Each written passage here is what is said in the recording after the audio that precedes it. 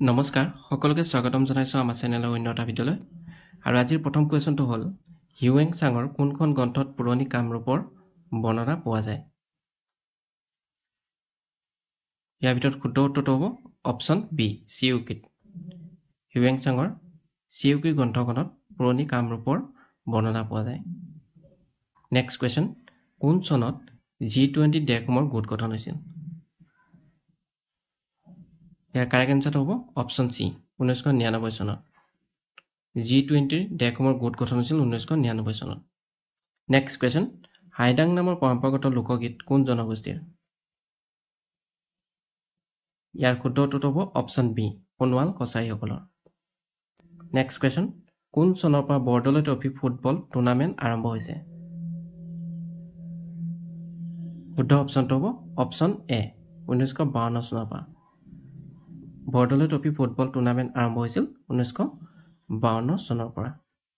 Next question কোনজন ব্যক্তিৰ সমাধিস্থলৰ নাম অভয়ঘাট ইয়াৰ শুদ্ধ উত্তৰটো হ'ব অপশ্যন চি মোৰাৰজী দেখাই সমাধিস্থলৰ নাম হ'ল অভয়ঘাট নেক্সট কুৱেশ্যন কাদম্বৰী নামৰ গ্ৰন্থখনৰ লেখক কোন শুদ্ধ অপশ্যনটো হ'ব অপশ্যন এ বাণভট্ট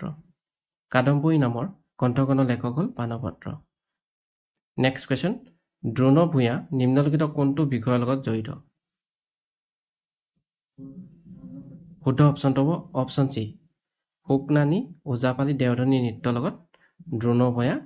জড়িত নেক্সট কুৱেশ্যন ৰেড ক্লিফ লাইনে কোন দুখন দেশক বিভাজিত কৰিছে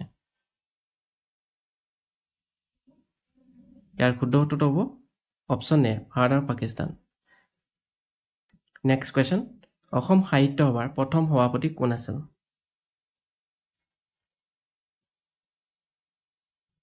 শুদ্ধ অপশ্যনটো হ'ব অপশ্যন ডি পদ্মনাথ গোহাঁই বৰুৱা অসম সাহিত্য সভাৰ প্ৰথম সভাপতি আছিল পদ্মনাথ গোহাঁই বৰুৱা নেক্সট কুৱেশ্যন নিম্নলিখিত কোনখন নদীক অৰুণাচল প্ৰদেশত কামেং নামেৰে জনা যায় ইয়াৰ শুদ্ধ উত্তৰটো হ'ব অপশ্যন বি জীয়া ভৰালী নদীখনক অৰুণাচলত কামেং নামে জনা যায় নেক্সট কুৱেশ্যন ইৰাণৰ সংগঠক কি নামে জনা যায় শুদ্ধ অপশ্যনটো হ'ব অপশ্যন এ মজলিছ ইৰাণৰ সংগঠক মজলিছ নামেৰে জনা যায় নেক্সট কুৱেশ্যন তলত দিয়া NRCৰ সম্পূৰ্ণ ৰূপ কি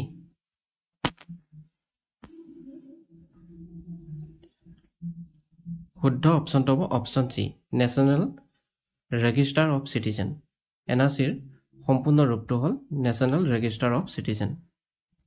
নেক্সট কুৱেশ্যন বায়ুমণ্ডলৰ একেবাৰে তলৰ স্তৰটোৰ নাম কি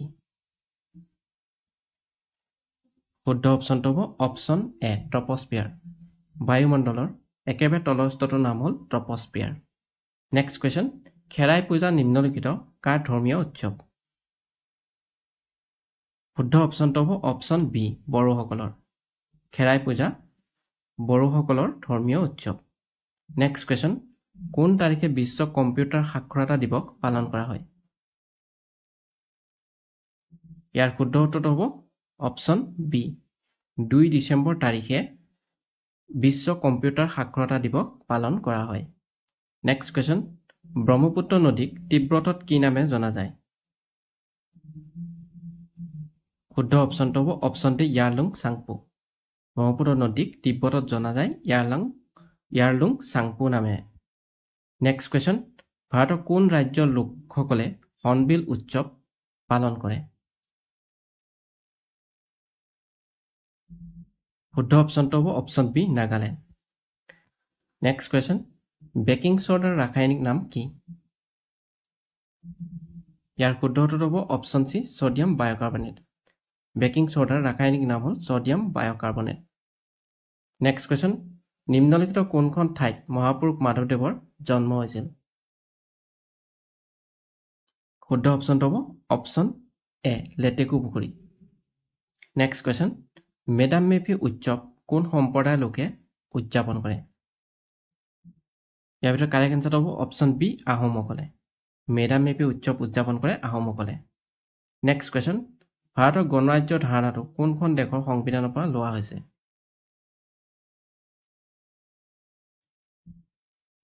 ইয়াৰ ভিতৰত কাৰেক্ট এনচাৰটো হ'ব অপশ্যন বি ফ্ৰান্সৰ পৰা লোৱা হৈছে ভাৰতৰ গণৰাজ্য ধাৰণাটো ফ্ৰান্স দেশৰ সংবিধানৰ পৰা লোৱা হৈছে নেক্সট কুৱেশ্যন আলি আই লিগাং কোন জনগোষ্ঠীৰ লোকে উদযাপন কৰে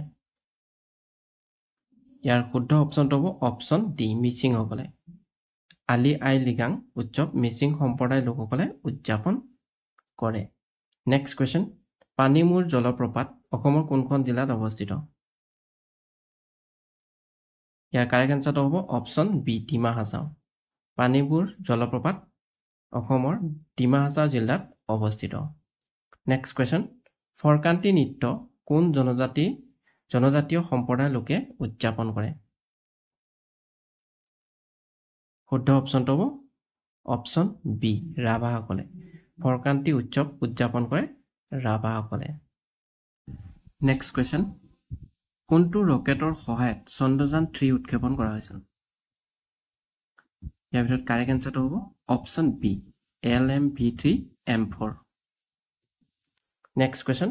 নিম্নলিখিত কোনগৰাকী ব্যক্তিক অসমৰ বিহু সম্ৰাট নামেৰে জনা যায়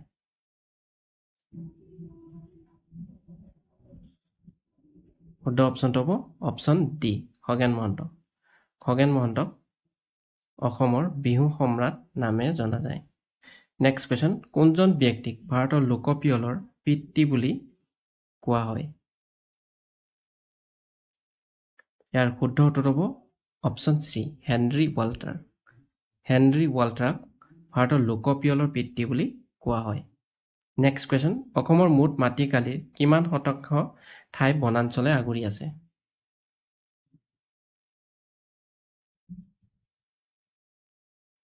ইয়াৰ ভিতৰত কাৰেক্ট এনচাৰটো হ'ব অপশ্যন বি 34.21%।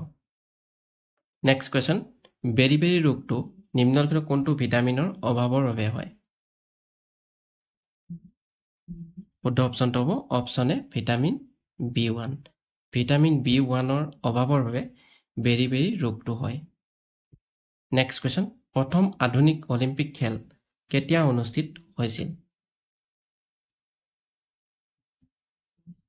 ইয়াৰ শুদ্ধ উত্তৰটো হ'ব অপশ্যন বি 1896 চনত প্ৰথম আধুনিক অলিম্পিক খেল অনুষ্ঠিত হৈছিল 1896 চনত নেক্সট কুৱেশ্যন কোনে আৱিষ্কাৰ কৰিছিল যে পৃথিৱী সূৰ্যৰ চাৰিওফালে ঘূৰি আছে ইয়াৰ কাৰেক্ট এনচাৰটো হ'ব অপশ্যন ডি নিকোলাছ কোপাৰ্নিকাছে আৱিষ্কাৰ কৰিছিল যে পৃথিৱী সূৰ্যৰ চাৰিওফালে ঘূৰি আছে নেক্সট কুৱেশ্যন আফগানিস্তানৰ মুদ্ৰাৰ নাম কি শুদ্ধ অপশ্যনটো হ'ব অপশ্যন বি আফগানিস্তানৰ মুদ্ৰাৰ নাম হ'ল আফগানী নেক্সট কুৱেশ্যন ভাষাৰ ভিত্তিত গঠন হোৱা প্ৰথম ৰাজ্যখনৰ নাম কি ইয়াৰ শুদ্ধ উত্তৰ হ'ব অপশ্যন এ অন্ধ্ৰপ্ৰদেশ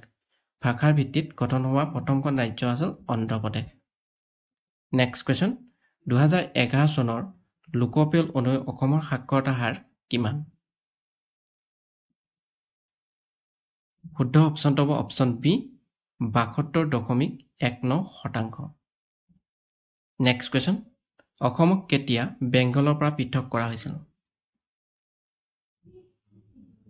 শুদ্ধ অপশ্যনটো হ'ব অপশ্যন এ 1874 চনত 1874 চনত অসমক বেংগলৰ পৰা পৃথক কৰা হৈছিল নেক্সট কুৱেশ্যন অসমে কিমানখন ৰাজ্যৰ সৈতে আন্তঃৰাজ্যিক সীমা ভাগ বতৰা কৰে